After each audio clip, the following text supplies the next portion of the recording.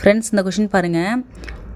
காலா அசார் அல்லது கருங்காய்ச்சல் கீழ்கண்டவற்றுள் எவற்றால் உண்டாகிறதுன்னு கேட்டிருக்காங்க. இதனுடைய பேர் கருங்காய்ச்சல் நோயின்னு சொல்லுவாங்க. இது எந்த புரோட்டோசோவால் ஏற்படுதுன்னு பார்த்தீங்கன்னா லீஸ்மேனியா டோனாவானி அப்படின்ற ஒரு புரோட்டோசோவால் தான் ஏற்படுது. இது எப்படி நீங்கள் ஷார்ட்கட்டு ஞாபகம் வச்சுக்கிறீங்கன்னா லீஸ்மேனியா மேனி நம்மளோட ஸ்கின்னு, டோனாவானி டோனு ஸ்கின் டோனு மாறுது.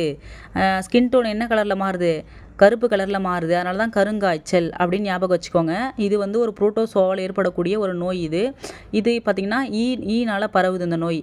இதுக்கப்புறம் பாருங்கள், டேஷ் என்பவர் 1888 குரோமோசோம்கள் என்ற சொல்லை முதலில் உருவாக்கி பயன்படுத்தினார். அதுக்கு ஆன்சர் பார்த்திங்கன்னா வால்டேயரு. 1888 அந்த பார்த்திங்கன்னா குரோமோசோம்கள் பார்த்திங்கன்னா அதனோட ஜோடி மொத்தம் வந்து 23 ஜோடி இருக்கும். இந்த மாதிரி 23 ஜோடி இருக்கும். 46 குரோமோசோம்கள் நம்மளுடைய மனிதர்களுடைய உடம்புல காணப்படும்.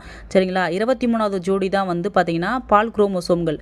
அதாவது XX பெண் குழந்தை பிறக்கும், XYனா ஆண் குழந்தை பிறக்கும். இது வந்து 23வது ஜோடி தான் இது. சரிங்களா? இந்த குரோமோசோம்கள் பரனுடைய அமைப்பு பாருங்களேன், இப்படி தான் இருக்குமே. இது பார்த்திங்கன்னா 1888 ஞாபகம் வச்சுக்கோங்க. வால்டேயர் எப்படி பேர் ஞாபகம் வச்சுக்கிறீங்கன்னா அது வால் மாதிரி தானே இருக்குது, அதனால் வால்டேயர் அப்படின்னு ஞாபகம் வச்சுக்கோங்க. Thank you friends.